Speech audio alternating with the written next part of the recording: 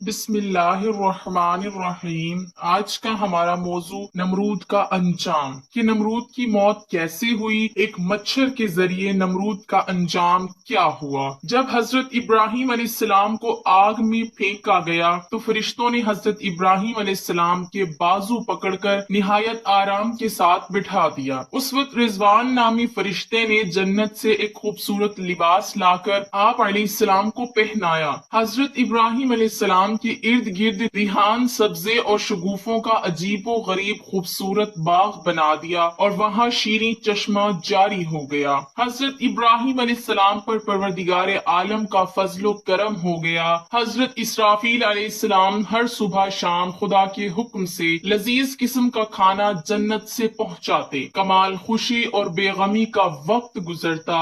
7 روز کے بعد نمرود نے سمجھا کہ آگ بجھ گئی ہوگی۔ اونچے محل پر چڑھ کر روزانہ نمرود دیکھتا اور حضرت ابراہیم علیہ السلام کے زندہ رہنے سے خوف کرتا کہ اگر یہ اپنے خدا کی مدد سے زندہ نکلا تو مجھ پر اور ملک پر آفت آن پڑے گی، اور کبھی کبھی اپنے دل کا یہ ڈر اپنے ساتھیوں سے بیان کرتا۔ اس کے ساتھی اس کو تسلی دیتے کہ آگ میں سنگ مرمر بھی اگر ڈالا جائے تو وہ بھی پگھل جائے گا کیونکہ آگ اتنی زیادہ شدید ہے۔ ایک دن نمرود نے بڑے غور سے اپنے محل پر سے دیکھا کہ حضرت ابراہیم علیہ السلام کے ارد گرد عمدہ گلستان ہے اور شیریں چشمہ وہاں جاری ہے۔ نمرود نہایت حیران ہوا، اضطراب اور پریشانی سے سر گرداں ہوا اور کہا، اے ابراہیم، تجھ پر اس آگ کو کس نے گلزار کر دیا؟ حضرت ابراہیم علیہ السلام نے جواب دیا کہ میرے پروردگار کا یہ ادنا سا اثر ہے۔ نمرود نے کہا، جس کی قدرت کا یہ ادنا اثر ہے، فی الحقیقت وہ بڑا پروردگار ہے۔ 40 یا 50 دن حضرت ابراہیم علیہ السلام اس گلزار میں رہے۔ آپ علیہ السلام فرماتے ہیں، ایسا خوشی کا وقت میں نے ساری زندگی دوبارہ کبھی نہیں دیکھا۔ اس کے بعد حضرت ابراہیم علیہ السلام اس راگ سے جو پہاڑ کے مانند تھا باہر نکل آئے۔ از سر نو نمرود کو وعظ اور نصیحت شروع کی۔ نمرود نے چند دن کی مہلت مانگ دی تو اس کے وزیر نے کہا، اتنی مدت تو نے خود خدائی کی ادب دوسرے کی بندگی اختیار کرتا ہے اور اپنے لیے شرمندگی اور رسوائی اختیار کرتا ہے۔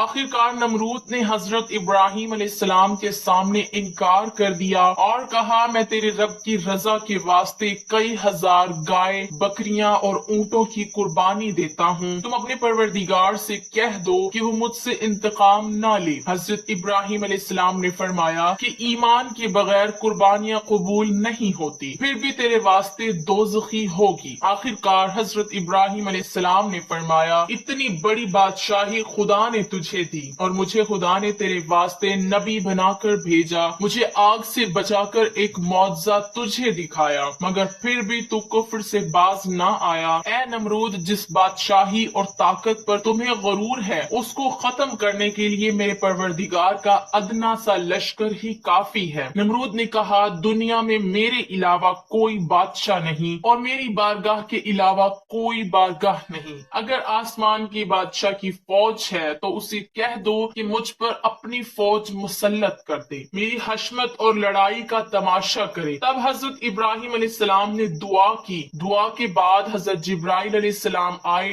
اور کہا، نمرود سے کہہ دو کہ ہماری فوج آ رہی ہے، تم تیاری کر لو۔ حضرت ابراہیم علیہ السلام نے نمرود کے سامنے اعلان جنگ کر دیا۔ نمرود نے 3 دن کی مہلت مانگی۔ ان دنوں میں اس نے لاکھوں کی فوج اکٹھی کی، طرح طرح کے ہتھیار اکٹھے کیے اور میدان میں جمع ہو گیا۔ چوتھے روز حضرت ابراہیم علیہ السلام تنہا نمرود کی فوج کے سامنے گئے تو ان لوگوں نے کہا، اے ابراہیم، آسمانی فوج کہاں ہے؟ فرمایا، اے نمرود، آسمانی فوج پہنچ رہی ہے۔ اتنے میں مچھروں کی فوج نمودار ہوئی جس کی وجہ سے آفتاب کی روشنی چھپ گئی، آسمان پر اندھیرا چھا گیا۔ نمرود نے اعلان کر دیا اپنے فوجیوں کو کہ ناکارہ بجاؤ، لیکن مچھروں کی آواز لوگوں کے کانوں میں پہنچی تو لوگوں کے ہوش اڑ گئے۔ ہر چھوٹا بڑا ہیبت الہی سے ڈر گیا۔ ایک آدمی پر لاکھوں مچھر لپٹ گئے، ایک دم گوشت پوست خون وغیرہ ختم کر دیا، خالی ہڈیوں کے ڈھانچے رہ گئے۔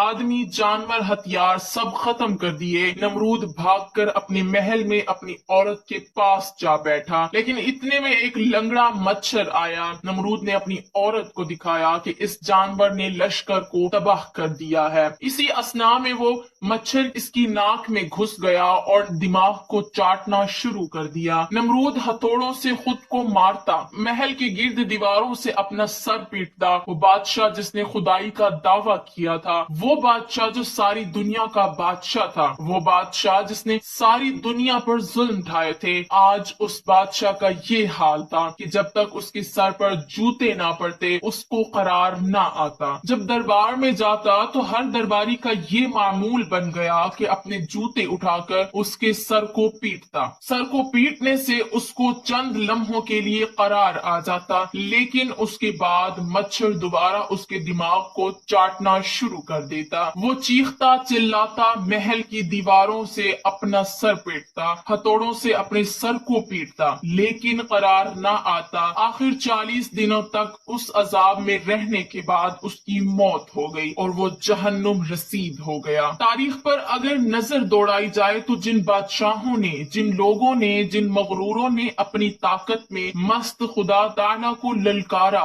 उनका अंजाम फिरौन और नमरूद जैसा हुआ। मौजूदा दौर पर नजर दौड़ाई जाए तो उस दौर में भी काफी नमरूद और फिरौन मौजूद हैं, लेकिन वो इस बात से बिल्कुल बेखबर हैं कि खुदा ताला की लाठी बेआवाज है, लेकिन अल्लाह ताला की लाठी जब पड़ती है, हर उस बादशाह का जो अपनी ताकत में बदमस्त, उसका अंजाम फिरौन और नमरूद जैसा होगा, और इंशाअल्लाह जरूर होगा।